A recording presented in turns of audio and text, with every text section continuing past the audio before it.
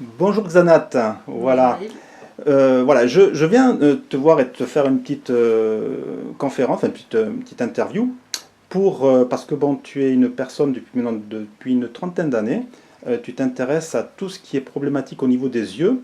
Et alors d'abord, j'aimerais que tu te présentes et que tu puisses un petit peu dire ce que tu fais, parce que c'est D'accord. quand même assez extraordinaire ce que tu fais, parce que bon, tu es pas quelqu'un qui en fait dit aux gens ce qu'il faut faire, mais d'abord tu as expérimenté par toi-même Mhm. ce que tu dis aux gens de faire, et tu as eu le problème en fait concernant les problèmes oculaires que tu préconises aux gens de faire pour sortir de ces problèmes. Donc c'est pour ça que je m'intéresse à ce que tu fais, parce que premièrement, c'est quelque chose que tu as expérimenté, et en plus tu obtiens de très très bons résultats, tu es de plus en plus connu au niveau médiatique, vu que tu as écrit 2 livres qui donc se diffusent à travers les médias et qui ont de plus en plus de succès. Et donc, vas-y, présente-toi, dis-moi un petit peu qui tu es, ce que tu fais. D'accord. Alors déjà, je m'appelle Xana. C'est mon vrai prénom. Les gens se demandent souvent ce que c'est que ce prénom. C'est un prénom maya, pour la petite histoire. Et je suis une ancienne myope et astigmate. Je suis devenue myope et astigmate quand j'étais petite fille et j'ai dû porter des lunettes depuis l'âge de 8 ans. Et tous les ans, on me donnait des lunettes de plus en plus fortes parce qu'on m'avait dit que ça ne pouvait que empirer et que c'était pour la vie que j'aurais ces lunettes et ces problèmes de vue. Je me suis un peu révoltée contre ça, mais bon, c'était comme une fatalité, il n'y avait pas grand chose à faire d'autre. Et donc, pendant près de 30 ans de ma vie, j'ai porté des lunettes et des lentilles. Et en fait, il y a un moment donné où mes yeux n'ont plus supporté les lentilles. Et d'être obligée, quand j'avais une trentaine d'années, d'être obligée de remettre des lunettes, ça a été insupportable. Ça me gênait, me bridait mon champ visuel, Oui, mais si je ne mettais rien, j'étais complètement dans le flou. Et donc d'accord. j'ai cherché des solutions. Et j'ai toujours été branchée médecine douce. Je faisais du développement personnel depuis que j'avais 30 ans. Et c'est dans le cadre de ces séminaires de développement personnel, de relaxation, de pensée positive, de bien-être, etc., qu'un beau jour, j'avais déjà 35 ans, j'ai entendu dire qu'on pouvait améliorer sa vue par les méthodes naturelles. Je me D'accord, suis dit, c'est ma réponse. Voilà. d'accord. Donc j'ai acheté un livre, Mm. je suis allée faire des stages, et ça a complètement changé ma relation à mes yeux, à ma vision, et j'ai commencé à améliorer ma vue, à porter de moins en moins mes lunettes, jusqu'à ne les porter quasiment plus. Pour être très honnête, je n'ai pas récupéré la totalité de ma vision, je n'ai pas la vision parfaite, mais je vois... j'ai récupéré, on dit, 80% par rapport à la myopie et j'ai complètement éliminé l'astigmatisme. Donc ça me permet de mettre des lunettes que pour conduire, en gros. Je peux aller au cinéma sans lunettes, je peux lire les sous-titres. Bon, j'ai pas la vision parfaite, donc dans certains moments, des petites lettres, des petits panneaux à distance. Pour moi, c'était la myopie, donc c'était à distance.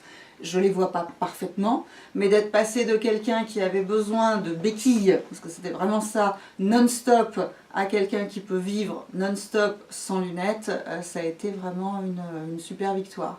Donc quand j'ai fait ça pour moi, et j'ai découvert tous les bienfaits, ça m'a passionnée. Donc j'ai fait des recherches, j'ai lu beaucoup des livres, j'ai échangé avec des gens, j'ai rencontré des spécialistes et je me suis rendu compte que ces méthodes étaient très très peu connues. Moi-même, il a fallu que j'attende l'âge de 35 ans pour en entendre parler dans des séminaires, etc. Et j'ai eu envie de partager ça avec ceux qui seraient intéressés. Et au début, j'étais juste organisatrice de stages. Et puis, à un moment donné, on m'a proposé d'animer mes propres stages, ce que j'ai commencé à faire en 1998. Alors, c'est quelque chose qui n'a rien à voir avec le médical. C'est de la relaxation, c'est de la gymnastique douce pour les yeux, de la visualisation et aussi des conseils en alimentation, les bons aliments, les bons nutriments pour les yeux, des conseils en posture, en éclairage et aussi en hygiène de pensée. Voilà, notre état d'esprit va jouer énormément sur la façon dont nous voyons le monde, les autres, notre vie, etc. Donc tout ça m'a passionnée et comme j'étais déjà dans ce domaine-là, j'ai croisé plein de choses entre le développement personnel que je faisais, ce que je découvrais pour les yeux, ce que j'expérimentais moi-même et j'ai commencé à partager ça mais avec les groupes de gens qui venaient dans mes stages ou dans les conférences. Et à un moment donné, des éditeurs m'ont contacté pour me proposer d'écrire des livres sur le sujet. Moi, je ne voulais pas du tout écrire des livres. Je trouvais ça trop difficile. Et c'est en 2004, 2 éditeurs m'ont proposé d'écrire un livre sur mon expérience et sur ce que je proposais. Donc c'est comme ça que le premier livre est sorti, Voir clair, comment abandonner ses lunettes, aux éditions Grancher. Et puis il y a 2 ans, c'est Hachette qui m'a proposé d'écrire un livre pratique, illustré, et qui est sorti en 2017, Yoga des yeux. Alors si on t'a proposé d'écrire un livre, c'est qu'il y avait des résultats dans ce que tu faisais. Oui, oui, oui. Quel genre de résultats donc, tu peux obtenir lorsque tu fais un stage? Bien sûr, il faut qu'il y ait la participation des personnes qui participent au stage. Et qu'est-ce que tu peux dire par rapport aux résultats que tu as pu obtenir depuis maintenant plusieurs années que tu pratiques cette méthode? Alors, des améliorations de la vue, des gens qui constatent qu'ils voient mieux qu'avant, ils ont moins besoin de leurs lunettes, ou ils vont prendre des lunettes moins fortes. Mais aussi, ce qu'on constate de plus en plus, c'est plus de confort oculaire, des yeux qui sont moins secs, qui sont moins fatigués, qui sont moins gonflés, rouges, etc. Parce que tout ce yoga des yeux stimule les yeux, la circulation, les muscles et amène beaucoup plus de bien-être dans les yeux. Ramène les larmes aussi. C'est quelque chose que je vois de plus en plus. Les gens se plaignent énormément d'avoir les yeux secs et en fait c'est parce qu'ils ne savent pas stimuler les glandes lacrymales. Et c'est très très simple à faire. Et donc moi, quand on explique aux gens, ils disent oh, mais oui c'est trop bête, c'est tout simple. Et notamment devant les écrans d'ordinateur, les gens ne se tiennent pas bien et ne se comportent pas bien au niveau de la vision. Et c'est ce qui amène les yeux secs. Mais ça se récupère très très bien.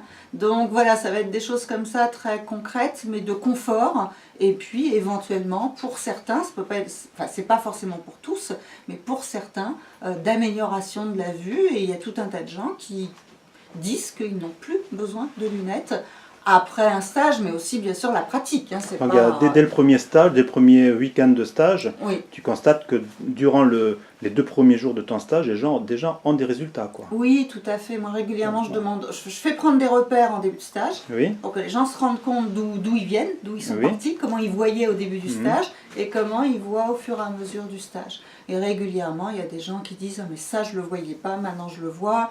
On prend aussi des repères sur des documents écrits et il y a des choses qu'à un moment donné les gens disent mais ça maintenant je peux lire, tout à l'heure je ne le lisais pas. Et en fin de stage je fais comme un petit sondage, je demande au groupe qui dans le temps du stage a vu mieux, même si c'est pas encore installé, même si mais à un moment donné a pu constater une amélioration de la vision. Je dois dire que depuis quelque temps on est à 100%. Oh, c'est génial. Alors après, donc, à chacun de continuer la pratique. Bien sûr. Voilà, pour l'installer, pour un stage, c'est aussi un cadre privilégié. Après, il va falloir maintenir ça dans sa vie professionnelle, active, etc. Mais à terme, ça peut s'installer, on peut récupérer. Voilà. Bien sûr, ce qu'on dit toujours aux gens, c'est de continuer à faire surveiller leurs yeux par les médecins. Parce qu'on ne touche pas du tout à la médecine, à la physiologie de l'œil. Et ça doit être surveillé par un médecin parce qu'il y a des choses que seuls les ophtalmologues vont pouvoir voir. Et c'est important de le dire. Il y a beaucoup de problèmes de tension oculaire. Il faut aller faire mesurer sa tension oculaire. Il faut aller de temps en temps faire un fond d'œil. Il faut vérifier qu'on n'a pas une maladie qui est en train d'émerger dans les yeux, ce que seul le spécialiste pourra voir, pour que ce soit pris suffisamment tôt. Voilà.